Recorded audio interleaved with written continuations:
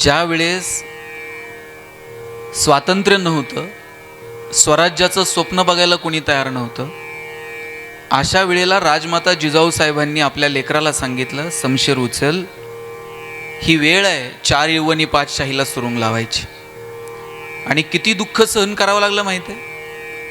ते तुम्हाला मी एक प्रसंग सांगेल. जिजामाता साहेब म्हणजे मुळातच ज्या जाधव कुटुंबातून होत्या, ते जाधव कुटुंब आणि ज्या घरात त्यांना दिलं शहाजी भोसलेंच्या घरी, ते भोसले कुटुंब यांच्यामध्ये कमालीचं वैर निर्माण झालेलं होतं. आणि जाधव शोधत होते शहाजी भोसले कुठे सापडतील आणि आपण त्यांना पकडू. आणि मग त्यांना एक दिवशी कळालं की जुन्नरला गरोदर अवस्थेत असणाऱ्या जिजाऊंना सोडवायला शहाजीराजे गेलेत. आणि लखोजी जाधवांनी त्या जुन्नरला वेढा घातला.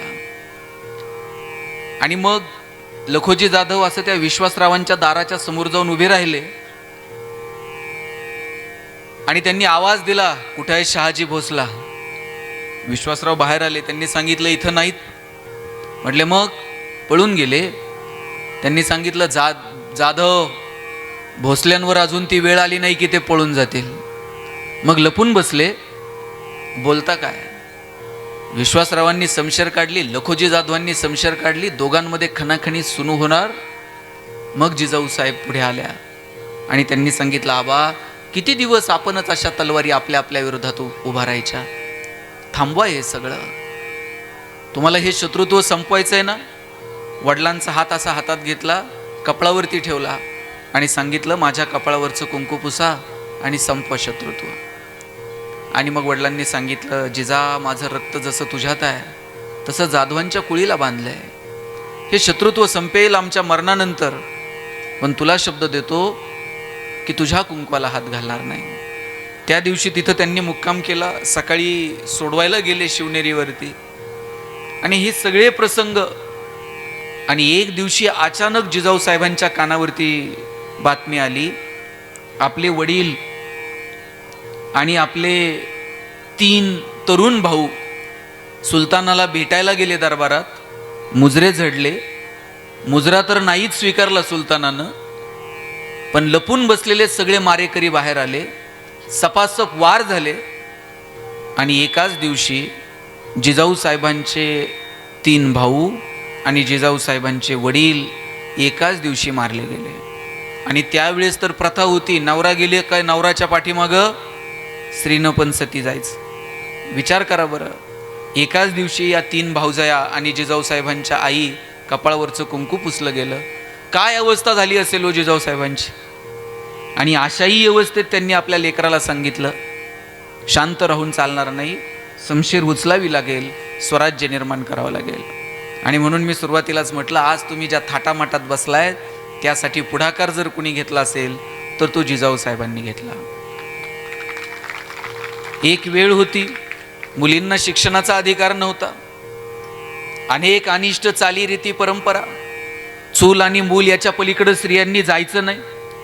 त्यावेळेला जिजाऊ साहेबांनी त्यावेळेला सावित्रीबाईंनी सांगितलं, ज्योतिरावांनी सावित्रीबाईंना सांगितलं, सावित्री तू शिकलं पाहिजे आणि गोरगरिबाच्या सर्वसामान्य कुटुंबातल्या स्त्रियांना सुद्धा तू शिकवलं पाहिजे. सावित्रीबाई जेव्हा ते शाळा उघडली, पुण्यामध्ये पहिली मुलींची शाळा सुरू केली. आणि जेव्हा जिजाऊ साहेब त्या शाळेमध्ये जायच्या, लोक त्यांना दगडधोंडे फेकून मारायचे. साडी खराब व्हायची, 2 साड्या सोबत घेऊन जायच्या. खराब जर साडी झाली तर येताना दुसरी साडी बदलून परत यायचं. आज ज्या मुली शिकायला लागल्या त्यासाठी कुणा एका सावित्रीनं स्वतः पुढाकार घेतला, त्रास सहन केला आणि म्हणून तुम्ही शिकायला लागल्या. आणि बघा, मी आणखी एक महत्त्वपूर्ण नाव घेईल आणि ते म्हणजे अहिल्याबाई होळकर. अहिल्याबाई होळकर आपल्या नगरच्या, गेल्या कुठे इंदोरला राज्य केलं. इंदोरला राज्य केलं आणि इतकी भीषण परिस्थिती निर्माण झाली. अहिल्यादेवींचे आई वडील गेले, सासू सासरे गेले, नंतर मुलगा गेला, मुलगी गेली, जावाई गेला आणि एकट्या राहिल्या अहिल्यादेवी. आणि राघोबा दादा जेव्हा त्या राज्यावरती आक्रमण करून आले तेव्हा अहिल्यादेवींनी त्यांना पत्र लिहिलं, राघोबा दादा तुम्ही जर हे राज्य मला असंच मागितलं ना, मी असंच देऊन टाकल, पण तुम्ही जर हिसकावण्याच्या हिशोबाने जर माझ्यावरती चाल करून आलात तर अहिल्याला एकटी समजू नका. 2000 महिलांची फौज घेऊन अहिल्या स्वतः रणांगणात भाला घेऊन उभी राहील. त्यावरती राघवदादांनी पत्र लिहिलं, अहिल्या, आम्ही तुम्हाला लढायला नाही, आम्ही तुमच्या सांत्वनासाठी तुम्हाला भेटायला येतोय. अहिल्यादेवींनी परत पत्र लिहिलं, सांत्वनासाठी येताना एवढी 10,000ची फौज कशाला, यायचंच असेल तर म्यान्यात बसून या. मग म्यान्यात बसून राघवदादा भेटायला गेले आणि मग अहिल्यादेवी पुढे स्वागताला गेल्या. मला तुम्हाला या सगळ्या गोष्टींची आठवण का करून द्यायची माहीत आहे की तुमच्यासारख्या सर्वसामान्य कुटुंबातल्या स्त्रियांनी पुढाकार घेतला आणि म्हणून आज तुम्ही इतकं छान आयुष्य जगू शकता. हा महिला दिन केवळ आणि केवळ एक दिवस महिलांचा सन्मान करण्याचा नाही आहे. महिलांना प्रतिष्ठा मिळाली पाहिजे, त्यांना समान संधी मिळाली पाहिजे, त्यांच्या कार्याचं कर्तृत्वाचं कौतुक झालं पाहिजे. त्यांचं कार्यकर्तृत्व तुम्ही कशात मोजणार आहात, कोणत्या एककांमध्ये मोजणार आहात. समाज म्हणून आपण काही गोष्टी ठरवायला नकोत. मी आज सगळ्यांना विनंती करणार आहे की आपण या महिला दिनाच्या निमित्तानं खरं तर सगळ्या पुरुषांनी ठरवलं पाहिजे की आम्ही आमच्या घरातल्या स्त्रियांचा जसा सन्मान करतो तसा इतरांच्या घरातल्या स्त्रियांचाही सन्मान करू. ते भाऊबीजेला भाऊ आपण त्याला काहीतरी ओवळणी विवळणी ते आपल्याला टाकत असते. आपण त्या दिवशी त्या भावाला सांगितलं पाहिजे, हे तुझं गिफ्ट तर मला पाहिजेच, पण आणखी एक वचन मला दे. जितका सन्मान तू तुझ्या बहिणीचा करतो ना, तितकाच सन्मान तू इतरांच्या बहिणीचा कर. म्हणजे कोणत्या बहिणीसाठी मोर्चे काढावे लागणार नाहीत, कॅन्डल मार्च काढावे लागणार नाहीत. मला वाटतं महिला दिनाच्या दिवशी एवढं जरी आम्ही सगळ्यांनी ठरवलं तरी त्यांचा तो सन्मान होऊन जाईल. आणि मला माझ्या मूळ विषयाकडे याच्या अगोदर तुम्हाला सगळ्यांना विनंती करायची, महिलांचं कौतुक करायला शिका. आपण त्यांचे दोष सांगत बसतो, अशीच भाजी केली तर काय सांगावं तुला, उगं मी होतो म्हणून तुला सांभाळले, आणि मग त्या पण पुढं म्हणतात उगं मी होते म्हणून नांदले. आपण त्यांचे दोष सांगत बसतो, पण कधीतरी आपण त्यांचं कौतुक केलं पाहिजे. मला स्त्रियांचं इतकं कौतुक वाटतं बघा, 20-21 वर्ष ती आपल्या आईवडिलांकडे राहते आणि तळ हाताच्या फोडाप्रमाणे आईबापानं सांभाळलेलं असतं. ते सगळं घरदार आवडी निवडी अगदी बापाचं नावही पुसून ते आपल्या घरात येतात, आपलं नाव लावतात, त्या घराला आपलंसं करून घेतात, त्या घरातल्या आवडीनिवडींशी जुळून घेतात. केवढा त्याग असतो हा. मला वाटतं या त्यागाचा सन्मान व्हायला पाहिजे. मग तुमची आई असेल, तुमची बहीण असेल, तुमची मुलगी असेल, कधीतरी तिचं कौतुक करा. मी असंच एका कार्यक्रमात म्हटलं महिलांचं कौतुक करा. ते म्हणजे कुणाचं कौतुक करायचं म्हटलं, घरी गेल्यानंतर आईला म्हण तू जन्म दिला म्हणून जग बघायला मिळालं. म्हटलं कधीतरी बहिणीला म्हण तू घरात होती, गोकुळ वाटत होतं घरात. कधीतरी मुलीला म्हण तू जन्माला आली आणि शिस्त लागली माझ्या आयुष्याला. आणि कधीतरी बायकोला म्हण तू होतीस म्हणून संसार झाला. ते म्हणला मी बाकी सगळ्यांचं कौतुक करेल, बायकोचं नाही करणार. म्हटलं बायकोचं करायला काय तुमचं पटत नाही का? तो म्हणलं पटायचं सोडावं, तिला कानानं ऐकायलाच येत नाही आणि कौतुक करून काय उपयोग आहे का? म्हटलं कानानं ऐकायला येत नाही तर तू दवाखान्यात जा, मशीन बिशीन लाव, मग कौतुक कर. बरं म्हटलं तेवढं करतो. दवाखान्यात गेला, डॉक्टरला सांगितलं यानं बायकोला ऐकायला येत नाही. बायको ते डॉक्टर म्हणले बायको कुठे आहे? म्हणले घरी. आणि म्हणले मग इथून काय उपचार करायचं? ते म्हणले एक काम कर, घरी जा आणि बायकोला किती अंतरापर्यंत ऐकायला येत नाही ना तेवढं जरा मोजून ये. घरी गेला, बेल दाबली, पोरानं दार उघडलं, बायको किचनमध्ये होती. यानं दारातूनच आवाज दिला, भाजी काय केली? तिकडून काहीच प्रतिक्रिया नाही. याला कळलं बायकोला दारातून ऐकायला येत नाही. हॉलमध्ये गेला, भाजी काय केली? काहीच प्रतिक्रिया नाही. याला कळलं हॉलमधून पण ऐकायला येत नाही. किचनच्या दारात जाऊन आवाज दिला, भाजी काय केली? काहीच प्रतिक्रिया नाही. याला कळलं प्रकरण गंभीर आहे, हिला किचनच्या दारातून पण ऐकायला येत नाही. शेवटी बायकोच्या मागं जाऊन उभा राहिला आणि जोरात कानात ओरडला, अगं भाजी काय केली? बायकोनं हातातली कढई अशी दंदिशी आदळली. म्हणली 4 वेळा सांगितलं ना तुम्हाला बटाट्याची केली म्हणून. तिकडं पारावर कळलं का नाही तुम्हाला? काहींना घरी गेल्यावर कळलं मला काय म्हणायचं. 20 वर्ष ह्याला ऐकायला येत नव्हतं. तिनं कसा संसार केला असेल सांगा बरं. धूल चेहरे पर थी और हम आईना साफ करते रहे. कधी पण स्वतःच्या अंतर्मनात डोकायचं. आपण इकडे तिकडे बघत राहतो आणि तिथे गडबड होऊन जाते. मग सामाजिक स्वास्थ्य असो, आपलं अर्थकारण असो, आपलं कौटुंबिक स्वास्थ्य असो, आपलं स्वतंत्र एक व्यक्तिमत्व असो, या सगळ्याच्या बाबतीमध्ये कधीतरी आपण अंतर्मुख होऊन थोडासा विचार करण्याची वेळ आहे. या सगळ्या धावपळीच्या नादामध्ये आपण जगायचं म्हणून जगत राहतो आणि या धावपळीत नेमकं आपल्याला करायचं काय हे विसरून जातं. धर्म, अर्थ, काम आणि मोक्ष हे 4 पुरुषार्थ सांगितलेले आहेत. त्याच्यामध्ये अर्थ हा सुद्धा एक पुरुषार्थ सांगितलेला आहे. म्हणजे पैसे कमवणं हा पुरुषार्थ सांगितला आहे. पण मी म्हणेल की आता स्त्री आणि पुरुष, पूर्वी असं म्हणायचे की ती एकाच रथाची 2 चाकं आहेत. पण मधला काळ असा होता की स्त्रियांना सुविधा नाहीत, समानतेची संधी नाही. आणि मग तो काळ असा होता की स्त्री आणि पुरुष एका रथाची 2 चाकं नाहीत, तर ती एका सायकलची 2 चाकं होती. पुढचं चाक हे पुरुषांच्या हातात असायचं, त्याच्यावर हँडल असायचं.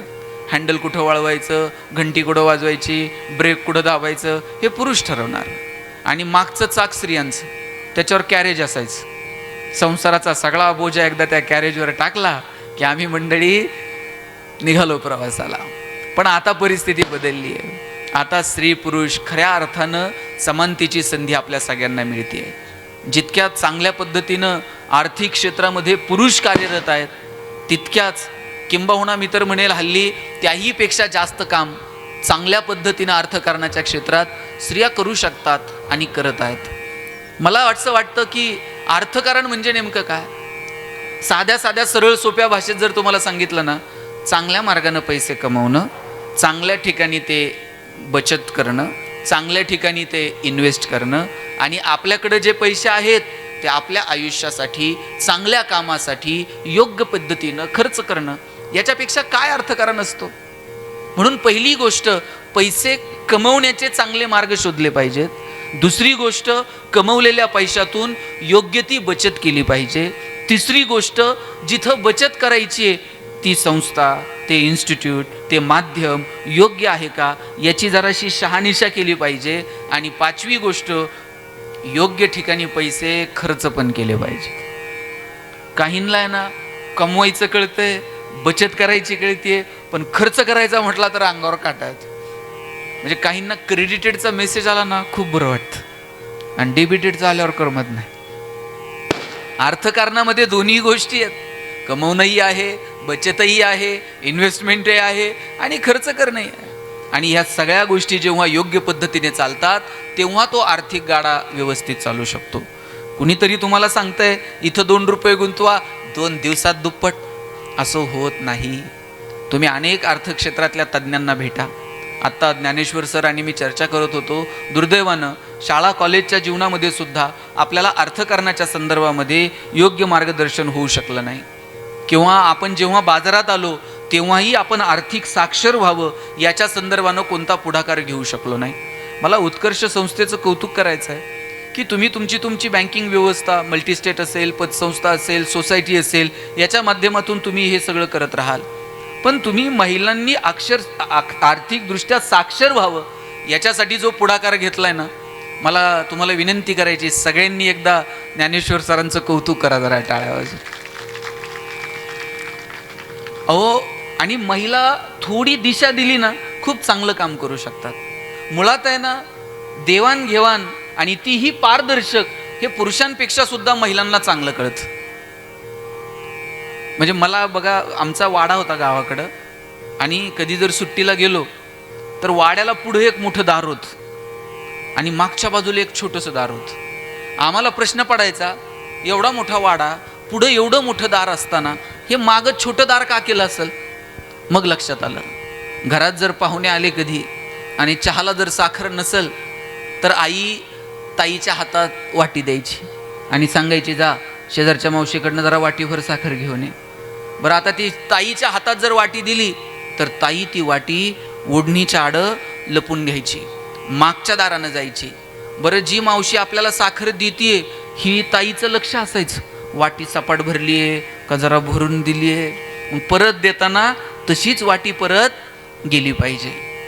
आणि तीच वाटी जर आमच्या पोराच्या हातात कोणाच्या दिली, ते पाहुण्याच्या पुढं वाटी घेऊन जातोय पुढच्या दाराने, परत पाहुण्याच्या पुढंच वाटी घेऊन येत आहे. म्हणजे पाहुण्याला कळलं पाहिजे पाटलाचा वाडा पण चहाला साखर नाही. घरातली आर्थिक स्थिती सुद्धा कशी योग्य प्रसंगी योग्य वेळी झाकून ठेवावी, देवाणघेवाण जी आहे ती तशीच कशी परत करता येईल याची काळजी घ्यावी. हे पुरीला शिकवावं लागतंय का? अहो, शेजारच्या मावशीकडनं विरजन घेऊन ये असं म्हटलं तरी आई विरजनाची वाटी परत रिकामी देते का? आणलेली वाटी रिकामी द्यायची नसते. तिच्यात भाजी तर घालून देईल, शेंगा तर घालून देईल, भाजीची वाटी सुद्धा रिकामी परत करायची नाही. हे स्त्रीला काही वेगळं शाळेत शिकवावं लागतंय का? आईकडनं, बहिणीकडनं, सासूकडनं, जावकडनं आपण हे शिकलोच की नाही? तुम्ही एक तरी मला सांगा बरं, बाई कर्ज काढलंय, बुडवलंय आणि पळून गेली भारत सोडून. अहो, बचत गटाचं 10-20 हजार रुपयाचं कर्ज जर असलं ना, तिला असं वाटतं मी कधी फेडेल आणि कधी नाही. 100 रुपये कुठंतरी पिठाच्या डब्यात काढून ठेवील, कुठंतरी डाळीच्या डब्यात काढून ठेवील, पण आपला हप्ता वेळेवर गेला पाहिजे. 5-25 हजार रुपयाचं कर्ज काढतील, पण काडीला काडी लावून संसार करतील. ते किती जण पळून गेले, मल्ल्या बिल्ल्या कुठं निघून गेले. पण मला एक भारतातली स्त्री अजून अशी दिसली नाही 5-50 कोटी कर्ज काढले, बुडवले आणि गेली देश सोडून.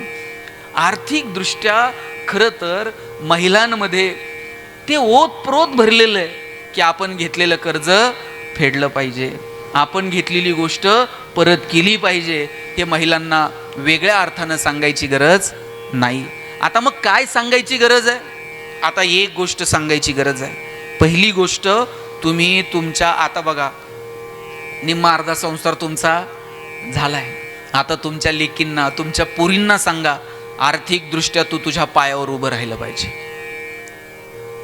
महिना अखेरला ज्या इथं महिला कोण नोकरीला असतील किंवा कुणाचं दुधाचा व्यवसाय असेल, कुणाचा काही शेतीचं माळवं बिळवं जात असेल, तुम्ही बघा, जेव्हा तुम्ही 1-2 महिने चांगलं कष्टबिष्ट करताय, तुमची भाजी बिजी कुठंतरी मार्केटला जाते आणि हातात चांगली पट्टी येते, काय बरं वाटतं बरं. 8 दिवसाला जेव्हा इकडं 8 दिवस धारा काढ, अमुक कर तमुक कर, जनावरांना खाऊ घाल, पाणी पाज, आणि 8 दिवसानं जेव्हा डेअरीचं बिल हातात येत आहे, किती बरं वाटतं बरं. आणि ज्या महिला कामाला आहेत, कुठंतरी नोकरीला आहेत, महिना अखेरला त्यांच्या मोबाईलवर एक मेसेज येतो पगाराचा, क्रेडिटेड. काय कॉन्फिडन्स येतो जगण्यात. आर्थिकदृष्ट्या जेव्हा तुम्ही सक्षम असता, आर्थिकदृष्ट्या जेव्हा तुम्ही तुमच्या पायावर उभं राहता, तेव्हा जगण्यामध्ये एक कमालीचा आत्मविश्वास असतो. आणि ज्यावेळेस आर्थिक चणचण असते, साधं भाजी आणायला जायचं तर नवऱ्याला म्हणावं लागतंय 100 रुपये द्यावं, जरा भाजी घेऊन येते. बरं, ते आल्यावर विचारते का एवढे लागते ते, अकबर सगळं घर खातंय त्या 100 रुपयाच्या भाजी, पण तरी सुद्धा आल्यावर हिशोब द्यावा लागतो. पण जेव्हा ती बाई स्वतःच्या पायावरती उभी असते, त्यावेळेस योग्य ठिकाणी खर्च करताना तिच्यामध्ये एक आत्मविश्वास असतो. आणि म्हणून येणाऱ्या पिढीच्या बाबतीत तुम्ही तुमच्या पोरींच्या शिक्षणाची, त्यांनी आर्थिकदृष्ट्या सक्षम असावं, त्यांनी त्यांच्या पायावर उभं राहावं, या दृष्टीनं पहिल्यांदा काळजी घेतली पाहिजे. आणि जर तुम्हाला तुमच्या पोरींना आर्थिकदृष्ट्या सक्षम करायचं असेल, तर शिक्षण सोडून दुसरा प्रभावी पर्याय माझ्या डोळ्यासमोर दिसत नाही. किती मुली मी तुम्हाला सांगू की ज्या मुलींनी छोटे छोटे व्यवसाय केले, छोटे छोटे उद्योग व्यापारात त्यांनी लक्ष घालायला सुरुवात केली. कितीतरी मुली प्रशासनात आल्या, डॉक्टर इंजिनियर झाल्या, स्वतःच्या पायावरती उभं राहिल्या आणि मस्त आयुष्य जगतात. बरं, हे आयुष्य परत आहे का मला सांगा बरं. एकदाच आपल्याला माणसाचा जन्म मिळतो. आणि कुणी जर तुम्हाला सांगत असेल ना, 1 रुपयावर जात नाही, पैशाला कोंबडी खात नाही, पैशावाल्याला कुठं सुख आहे का, आणि त्याला कुठं रात्रीची झोप आहे का, आणि बरं आहे बाई आपलं असंच, हे असलं सांगणाऱ्याला म्हणायचं हे सगळं तुझ्याकडंच राहू दे. हे असलं सांगू नये ना, तरुणांना अकार्यक्षम बनवण्याचा धंदा कुणीही करू नये. उलट आपण आपल्या मुलामुलींना सांगितलं पाहिजे, चांगलं शिक्षण घे, स्वतःच्या पायावरती उभं राहा. मगाशी सर बोलता बोलता म्हटले, पोरांच्या मनावर लहानपणापासून बिंबवलेलं असतंय, नोकरी कशासाठी करायची, तर लग्न झालं पाहिजे. आणि सर आता पोरंही हल्ली असली हुशार झालेत, लग्न जमेपर्यंतच नोकरी करते. एकदा का लग्न जमलं झालं ते म्हणते जाऊ दे काय व्हायचे ते.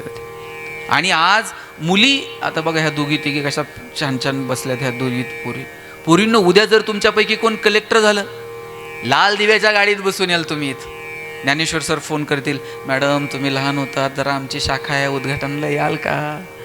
काय रुबाब असेल तुमचा. तुमच्या ऑफिसला जर तुमची आई आली, अशी बाहेर पाटी लागलेली असेल, जिल्हाधिकारी अहिल्यानगर, तुमच्या सहीने एखाद्या माणसाचं आयुष्य बदलून जाईल. तुमच्या सहीने एखाद्या गावाचं भविष्य बदलून जाईल. आणि याच्यासाठी तुम्हाला काय करायचं आहे? याच्यासाठी पुढची जी काही वर्ष आहेत तुम्हाला तुमच्या अभ्यासाकडे गांभीर्यानं लक्ष द्यायचं आहे. आणि माझा दावा आहे, पोरी हुशार आहेत, फक्त गरज आहे त्यांना थोडंसं प्रोत्साहन देण्याची, त्यांना प्रेरणा देण्याची, आई म्हणून त्यांच्या पाठीवर थाप मारण्याची आणि त्यांना सांगण्याची, बाई लढ, मी आहे तुझ्यासोबत. आज तुम्ही कोणत्याही गावात जा, 30 ते 35 वयोगटातली 5-50 पोरं तर साहेब बिन लग्नाची आहेत. पोरीच्या आईबापाला टेन्शन नाही तेवढं पोराच्या आईवडिलाला टेन्शन आहे. आमच्या गावात तर एक जण 40-42 लग्नच होय ना, 42 वय झालंय.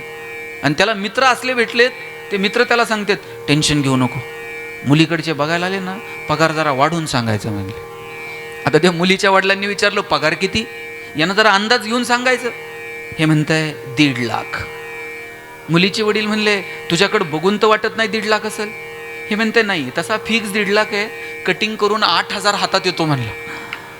आता तुम्ही किती दिवस फसवणार आहात? आमच्या पोरी हुशार आहेत, पोरं पण हुशार आहेत बरं का, पण ते लक्ष देत नाही. पोरांनी पण लक्ष दिलं पाहिजे. आणि पोरांनी जर आता अभ्यासाकडे लक्ष दिलं नाही तर एक दिवस असा येईल, या पोरी कुठंतरी सेटल असतील, कोणतरी बँकेत, कुठंतरी मॅनेजर गावाकडे येतील, एकमेकीला फोन करतील, चल ग बाई जरा नगरला जाऊन येऊ. मग मैत्रिणी म्हणतील नगरला काय, ते मुलाचे वडील 8-15 दिवस झाले फोन करतात, मुलगा बघून जा, मुलगा बघून जा. ह्या 5-6 जणी अशी गाडी घेऊन मुलगा बघायला निघणार. आपला भाऊ कुठंतरी दारात रांगोळी काढत असणार, आपण आरशाच्या पुढे इनबिन करून उभं राहायचं, हे पसंत करते का नाही का काय. ह्या येणार असं सोफ्यावर पायावर पाय टाकून बसणार, आपण चहान पोहे घेऊन जायचे, ती डोळ्यात डोळे घालून विचारणार का रे स्वयंपाक येतो का. आणि पुरींनी जर होकार दिला तर लग्न ठरतील, अशी येणाऱ्या काळातली परिस्थिती आहे. आमची मुलंही हुशार आहेत, पण गांभीर्यानं शिक्षणाकडे बघितलं पाहिजे. आज महिला दिनाच्या निमित्तानं पहिली गोष्ट सांगायची, आर्थिकदृष्ट्या जर सक्षम व्हायचं असेल तर तुम्हाला तुमच्या मुलामुलींना शिकवलं पाहिजे. आपल्या डोक्यात असते पोरीला कुठं पैसे घालतात शिक्षणाला, चांगली जागा आली 2 रुपये जरा जादा खर्च करू आणि उडून टाकू बार. लग्न तर करायचंच आहे हो, पण जेव्हा ती तिच्या पायावर उभी राहते तेव्हा तिच्या जगण्यात एक वेगळा आत्मविश्वास येतो. मी काल परवा एक इंटरव्ह्यू ऐकत होतो दादा, ती मुलगी सांगत होती 1-1.5 एकर क्षेत्र, तेही बागायत नाही, कधीतरी पीक सापडायचं, अतिशय प्रतिकूल परिस्थिती, अख्ख्या खानदानात कुणी शिकलेलं नव्हतं, पण वडिलांनी आईनं मला मात्र शिकवलं आणि मी ग्रॅज्युएट झाले. ग्रॅज्युएशन झाल्यानंतर वडील म्हणले बाळा जेवढी परिस्थिती होती तेवढं तुला शिकवलं, आता काय माझ्याच्यानं होत नाही, चांगली जागा आली आहे, लग्न करू, तुझे हात पिवळे करून टाकतो. पोरगी म्हणली बाबा एवढं शिकवलं तुम्ही मला, अजून 2-3 वर्ष द्या, स्पर्धा परीक्षांचा अभ्यास करायचा. वडील म्हणले आता माझी काय ऐपत नाही.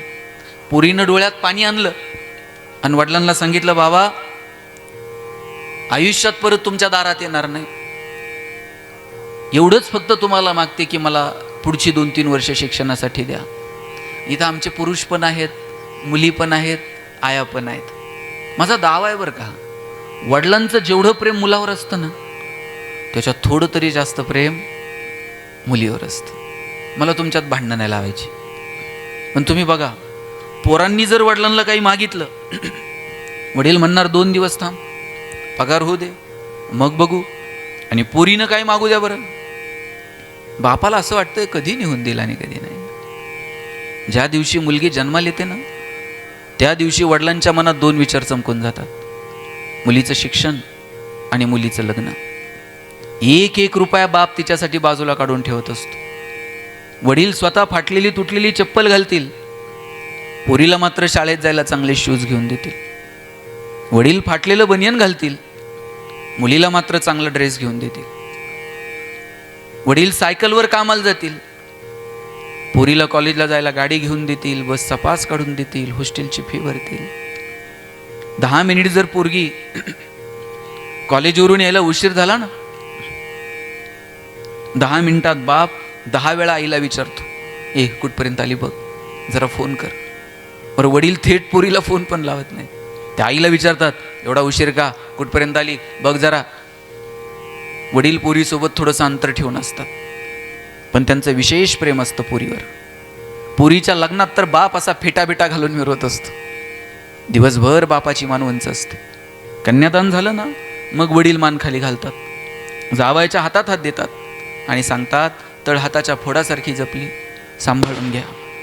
दिवसभर वडिलांच्या डोळ्यात थेंब येत नाही, पण पोरीची गाडी एकदा निघून गेली ना, खांबाच्या पलीकडे जाऊन एकटाच रडतो तो बाप असतो. पोरींना हट्ट केला, बाबा 2-3 वर्ष द्या. वडील म्हटले ठीक आहे. पोरगी पुण्यात गेली शिकायला. 3,000 रुपये वडील तिला महिन्याला पाठवायचे. ती सांगत होती, 3,000त मी भागू तरी कसं? खोलीचं भाडं भरू, मेसचे पैसे देऊ, क्लासची फी भरू, नवीन पुस्तकं घेऊ. रविवारी मेसला सुट्टी असायची. पुरी बाहेर कुठंतरी जेवायला जायच्या. मी कधी बाहेर जेवायला गेले नाही. खोलीवरच तिथं काहीतरी खिचडी वगैरे करून खायचे. बाहेर 50-100 रुपयाची नोट मोडताना सुद्धा अंगावर काटा यायचा. माझ्या बापाने हे 3,000 रुपये मला कसे पाठवले असतील ते. 3 वर्ष मनापासून अभ्यास केला. प्री झाली, मेन्स झाली, इंटरव्ह्यू झाला. निकालाची वाट बघत होते. निकाल लागला. माझे वडील तर शाळेत सुद्धा गेलेले नव्हते. त्यांना मी फोन केला आणि सांगितलं, बाबा मी DYSP झाले. वडिलाला माहीत नव्हतं DYSP म्हणजे काय. वडिलांनी तिकडून विचारलं, बाळा तू तर म्हणली होतीस ना फौजदार होशील, मग फौजदार का नाही झाली? पोरगी सांगत होती, वडिलाला सांगू कसं, माझ्या हाताखाली 4 फौजदार आता काम करणार आहेत ते. मी DYSP झाले. गोरगरिबाच्या पोरी शिकल्या, मोठ्या झाल्या. केवळ आणि केवळ जिद्दीनं त्यांनी अभ्यासाला सामोरं गेला. म्हणून आर्थिक साक्षरता आणि सक्षम जर व्हायचं असेल तर पहिला टप्पा जर कोणता असेल तर तो शिक्षणाचा आहे. आणि म्हणून तुमच्या मुलींना, तुमच्या मुलांना शिक्षणापासून वंचित ठेवू नका. एकदा ते शिकले, दुसरी गोष्ट त्यांच्या पायावरती उभे राहिले, मजबूत पैसे कमवायला लागले, मग उद्योग असेल, व्यवसाय असेल, व्यापार असेल, नोकरी असेल, कोणतीही माध्यमं असतील चांगली, पैसे कमवल्यानंतर त्यांचा वापर कसा करायचा, ते कुठे इन्व्हेस्ट करायचे, कुठे बचत करायचं, मग मात्र या सगळ्या गोष्टींसाठी एक वेगळं ज्ञान लागतं. दुर्दैवानं आपण बाकीच्या सगळ्या गोष्टीत तरबेज असतो, पण इतरत्र पैशाच्या बाबतीत मात्र थोडं कुणी आमिष दाखवलं का मग मात्र आपला लगेच पाय घसरतो. आणि तो स्वभाव आहे माणसाचा. इकडं कुठंतरी चांगल्या बँकेत पैसे ठेवले, कधीतरी 7%, 8%, 9%, 10%, याच्यापेक्षा जास्त तर काय रिटर्न्स कुठं मिळत नाही. पण कोणतरी येऊन तुम्हाला सांगताय डायरेक्ट, अरे काय नाही, महिन्याला 10% देऊन टाकतो, महिन्याला 5% देऊन टाकतो. 10 आणि 5% महिन्याला मिळायला लागल्यानंतर माणूस त्या दिशेनं वाहवत जातो. आयुष्याची सगळी पुंजी, मी अशी कुटुंब बघितलेत साहेब, रिटायरमेंटचे पैसे मिळाले 8 लाख रुपये, आणि रिटायरमेंटचे सगळे पैसे अशा कोणत्या तर स्कीममध्ये निघून लावले. महिन्याला 8,000 रुपये मिळायचे. आणि 8,000 रुपये मिळण्याची जिथं अपेक्षा आहे तिथं अचानक कुणीतरी मोठं आमिष दाखवावं, 5, 25, 50,000 रुपये महिन्याला मिळतील. पहिला महिना मिळाले, दुसरे महिने मिळाले, आणि 3ऱ्या 4थ्या महिन्यात कंपनी बंद. आयुष्याची सगळी पुंजी 8-10 लाख रुपये मिळालेली अशी कुठल्या तरी योजनेत लावली आणि सगळा आधार आयुष्याचा संपून गेला. म्हणून माझी विनंती आहे, कुणाच्याही हो मध्ये हो मिसळायचा नाही. कुणी जर म्हणलं ना, इकडं चला, इथं जरा पैसे गुंतू, तिकडं जरा गुंतून बघू, चांगल्या त्या क्षेत्रात काम करणाऱ्या तुमच्या जवळचा नातेवाईक असेल, मित्र असेल, शिक्षक असेल, बँकेतले काही साहेब असतील, मॅनेजर असतील, अशा चांगल्या लोकांचा सल्ला घ्या. मला सांगा, 8 आणि 10% जर रिटर्न जर महिन्याला मिळायला लागले तर ही लोक दुकानं टाकून कशाला बसली असते? कुणी अशालाच छोटे छोटे व्यवसाय केले असते. 10-20 लाख रुपये कमवून जर निघून टाकले, आयुष्यभर आयुष्यमध्ये राहिलं असतं की. परंतु अशा आमिषांना बळी न जाता आपण छोट्या छोट्या गोष्टींचा विचार केला पाहिजे. म्हणून पैसे गुंतवताना कधीही कुणाच्याही हो मध्ये हो मिळवायचा नाही. चिकित्सा करायची, हे खरं आहे का, खोटं आहे का, चांगलं आहे का, बरं आहे का, हिताचं आहे का, आणि मग सगळीकडनं जेव्हा तुमचे त्याच्या संदर्भातलं मत स्पष्ट होईल तेव्हा मग तुम्ही त्याचा विचार करायचा. मग कुणीतरी सांगितलंय म्हणून कुणाच्याही म्हणजे अर्थ करण्याच्या बाबतीत आणि पैसे गुंतवण्याच्या बाबतीत कुणाच्याही, अगदी माझ्याही, अगदी तुमच्या जवळच्या घरातल्या कुठल्या मेंबरच्याही लगेच हो मध्ये हो मिसळायचा नाही. हो मध्ये हो मिसळण्याचे फार तोटेत. मी जिथे राहतो ना पुण्यात ताई, आमच्या घराच्या शेजारी एक छोटीशी बाग आहे, आणि त्या बागेमध्ये एक आजी आणि तिच्या मैत्रिणी रोज गप्पा मारत बसलेल्या असतात. ती आजी मला थांबवते. एक दिवशी आजीनं मला विचारलं, गणेश तू ते कपड्याचं दुकान सुरू केलं आहे, चांगलं चाललं आहे ना? ताई, माझं कोणतंच कपड्याचं दुकान नाही. मग मी काय करायला पाहिजे होतं? मी थांबायला पाहिजे होतं आणि आजीला म्हणायला होतं, आजी माझं काय कपड्या बिपड्याचं दुकान नाही आहे. पण आपल्याला सवय चिकित्सा करायची नाही, हो मध्ये हो मिसळायचं आणि पुढे निघायचं. आजीनं विचारलं, कपड्याचं दुकान कसं आहे? म्हटलं 1 नंबर. आजी दुसऱ्या दिवशी पुन्हा भेटली. आजीनं मला विचारलं, गणेश तू ते भांड्याचं दुकान सुरू केलंय? म्हटलं एकदम जोरात. आजी रोज नवीन धंदा शोधून काढायची. मी रोज तिच्या हो मध्ये हो मिसळायचो आणि पुढे निघायचो. आज जरा यायला गडबड होती. आज आजीनं विचारलं, तू ते मेडिकल सुरू केलंय? म्हटलं एकदम छान चाललंय. माझ्याबरोबर 4 मित्र, आजीबरोबर 4 मैत्रिणी. माझ्या मित्रांनी विचारलं, कसलं मेडिकल आणि कधी सुरू केलं? मी म्हटलं कशाचं मेडिकल आणि कशाचं काय? या आजीला कदाचित स्मृतिभ्रंश आहे म्हणून आजी विसरते. बघा, मी माझ्या मित्रांना सांगत होतो आजीला स्मृतिभ्रंश असेल आणि माझ्या कानावर आलं, आजी तिच्या मैत्रिणींना सांगत होती, मी तुम्हाला म्हटलं होतं ना याच्या डोक्यावर परिणाम आहे, याला काही म्हणा हे होच म्हणत आहे, हे कशालाच नाही म्हणत नाही. योग्य ठिकाणी नाही म्हणायचं धाडस दाखवता आलं पाहिजे. कुणीतरी खूप जवळचं आहे पण ते तुम्हाला येऊन सांगताय, 5 लाख तर इथं गुंतव, बघ महिन्याला तुला एवढा परतावा देतो. योग्य ठिकाणी नाही म्हणायचं धाडस तुम्ही दाखवलं पाहिजे. तुम्हाला भीड चेपत नाही, 10 वेळा आलंय 5 लाख म्हणताय, 2 लाख तर गुंतवतेच बाई तिथं. योग्य ठिकाणी नाही म्हणायला शिका. बाबा चहा पी, जेवण कर हवं तर, पण असल्या काही स्कीममध्ये मला अडकू नको. तुमच्या शिकलेल्या मुलामुलींचा सल्ला घ्या. अर्थक्षेत्रामध्ये काम करणाऱ्या चांगले जवळचे कोणी प्राध्यापक मंडळी असतील, बँकिंगमध्ये काम करणारी सरांसारखी मंडळी असतील, या लोकांना भेटा आणि योग्य ठिकाण कोणतं आहे गुंतवणुकीचं हे शोधून तुम्ही, आपली आयुष्याची बचत असते हो. बायका तर काडीला काडी लावून संसार करतात. म्हणजे भाजीला जरी 100 रुपये दिले तरी 10 रुपये कुठंतरी वाचून ठेवतील. ते करून करून करून करून आणि काय हौस असते त्यांची ते पैसे साठवून करतात तर काय. घराचं काम निघालं, बाईकडून तरी पिशवीतून इकडून लाखभर रुपये काढते, हे ठेवा बरं माझे. पुरीचं लग्न निघालं, तिकडून तरी गुंतवलेले पैसे काढते, 2 तोळे माझ्याकडनं करा. परवा एक महाराज कीर्तनात भारी सांगत होते. ते म्हणले की ज्या बायकांना दागिने घ्यायची सवय असते ना, त्या दागिने घेतात आणि घरावरती जेव्हा काहीतरी मोठं काम येतं, पहिल्यांदा ते दागिने कोण पुढं घेऊन येते? त्या घरातली बाईच म्हणते, कुठं जमीन घेताय ना, हां माझं सोनं तारण ठेवा, पण पहिली त्या जमिनीत 2 रुपये गुंतवा. अमुक काही आजार पण आलं ना, हे जावं बरं बँकेत, ह्याच्यावर 2 रुपये लोन काढा, पण तिथे. म्हणून योग्य ठिकाणी तुम्ही गुंतवणूक केली पाहिजे आणि ते योग्य ठिकाणी ठेवले पण पाहिजेत. आता बँका आल्या, आता मल्टीस्टेट आल्या, लॉकर आले, लॉकरमध्ये दागिने ठेवायची चांगली सुविधा निर्माण झाली. नाहीतर आपल्याकडे दागिने बिगिने म्हणजे इकडं कुठंतरी डब्यात बिब्यात गाडग्यात बिडग्यात. आम्ही तर लहानपणापासून गोष्टी ऐकायचो. प्रत्येक गावात असली एकतर आजी असायची, त्या वाड्यात धन आहे आणि ते येऊ का म्हणते.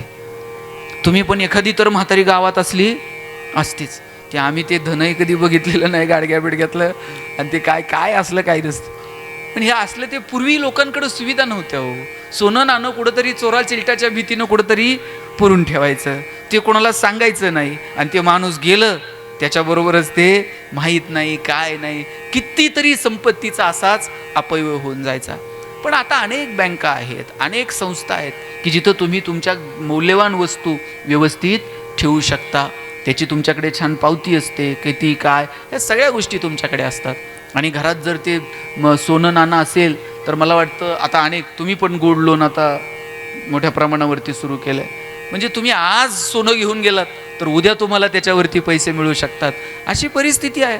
म्हणून योग्य ठिकाणी तुम्ही गुंतवणूक केली पाहिजे, तेच ठिकाण तुम्ही योग्य शोधलं पाहिजे आणि त्यासाठी आर्थिकदृष्ट्या तुम्ही साक्षर असलं पाहिजे.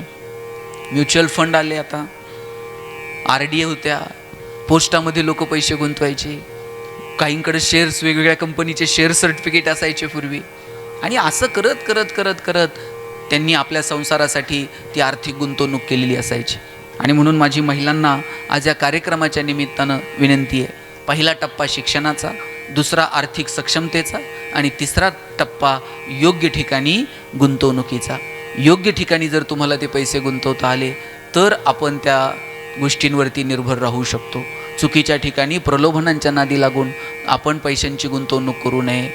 10-5 लाख रुपये म्हणजे एखाद्या सर्वसामान्य कुटुंबासाठी फार मोठी रक्कम असते हो. मी तर नेहमी सांगतो, तुमच्याकडे हेल्थ इन्शुरन्स असला पाहिजे, तुमच्याकडे काही शेअर्स असले पाहिजेत, तुमच्याकडे मुलाच्या नावानं म्युच्युअल फंडमध्ये 2 रुपये तुमचे असले पाहिजेत, किंवा अनेक योजना सरकारच्या पण वेगवेगळ्या येतात, त्यात तुम्ही 2 रुपये बचत करून ठेवले पाहिजेत. आपल्याकडं आता मी म्हणतो हेल्थ इन्शुरन्स असला पाहिजे, मी काय कोणत्या कंपनीचं मार्केटिंग करायला लावलं. ते म्हणाले काय कुठं काय आम्हाला हेल्थ इन्शुरन्स विकायला आला आहे. पण तुम्ही बघा बरं, एखादं कुटुंब जर एखादी व्यक्ती आजारी पडली आणि 5-10 लाख रुपये जर बिल झालं आणि हेल्थ इन्शुरन्स जर नसेल, तर ते कुटुंब 2-5 वर्ष मागं येतं. आणि तुमच्याकडे असे 4 पाहुणे आहेत का, घरात कुणी आजारी पडलं 2-2 लाख रुपये घेऊन आलेत आणि राहू द्या परत देऊच नका. असले 4 पाहुणे तुमच्याकडे असतील तर मग तुम्हाला काय करायचं आहे ते करा. पण पाहुणे आले तर काय करतील, सफरचंद घेऊन येतील 2 किलो, बसतील, हळहळ व्यक्त करतील, याच्यापेक्षा ते तरी काय करणार आहे. पण तुम्ही असे काही जे खड्डे आहेत, शिक्षणाच्या बाबतीत असतील किंवा आरोग्याच्या बाबतीत असतील, जिथे 2 रुपये तुमचे जास्तीचे खर्च होणार आहेत, अशा ठिकाणांसाठी तुमच्याकडे बचतीची सुविधा असली पाहिजे. आणि म्हणून मला या सगळ्या महिलांना विनंती करायची आहे की तुम्ही आर्थिकदृष्ट्या सक्षम असलं पाहिजे. मला आता आणखी 2 मुद्द्यांना स्पर्श करायचा आहे, आणि तो आज या महिला दिनाच्या निमित्तानं. तुम्ही छान जगा, आयुष्याचा आनंद घ्या. पैसे विसे हे जे सगळं आहे हे कशासाठी आहे शेवटी सांगा बरं मला, कशासाठी आहे? आनंदासाठी. नुसतंच साठवूनही ठेवू नका. एखादी दुसरी साडी आवडली ना आजी, घेऊन टाकायची. कधी वाटलं ना आता आपले पाय बी गुडघे बिडघे जरा बरे आहेत, जाऊन यायचं आहे पंढरपूरला, तर जाऊन यायचं. आमच्याकडे एक जण आहे, नुसतीच सोन्याची वीट आहे. बरं त्यानं घरात पुरून ठेवली, खर्च करत नाही. दर रविवारी उठतंय, उकरतंय, हाय का नाही बघतंय, परत पुरून ठेवतंय. बायकोला कधी साडी नाही, नवऱ्या कधी पोरांना कधी घाई कुठं दवाखान्यात घेऊन गेले, आजारी पडलं तर तसं नाही. शाळेची फी लवकर भरत नाही, आणि पठ्ठ्यानं सोन्याची वीट मात्र घरात पुरून ठेवली. आणि एकच उद्योग आहे, दर रविवारी उठतंय, उकरतंय, हाय का नाही बघतंय, आणि परत पुरून ठेवतंय. मागच्या रविवारी उठला, उकरलं, वीट गेली ना चोरीला. आता वीट चोरीला गेल्यावर रडायला लागला. म्हणला माझी सोन्याची वीट होती आणि चोरीला गेली. पोलीस स्टेशनला गेला. पोलीस म्हणले तुझ्याकडे बघून तर वाटत नाही सोन्याची वीट असेल. हे म्हणते नाही, माझ्या पंजोबानं माझ्या आजोबाला दिली ती, आजोबानं मला दिली. तू काय केलं? मी घरात पुरून ठेवली होती. दर रविवारी उठायचो, उकरायचो, हाय का नाही बघायचो, परत पुरून ठेवायचो. या रविवारी उठलो, उकरलं, साहेब वीट गेली ना चोरीला. पोलीस म्हणले एक काम कर, उद्या ये, तुझी वीट सापडून ठेव. दुसऱ्या दिवशी हे पोलीस स्टेशनला गेलं. पोलिसांनी याच्या हातात दगडाची वीट दिली. हे आणखी रडायला लागलं.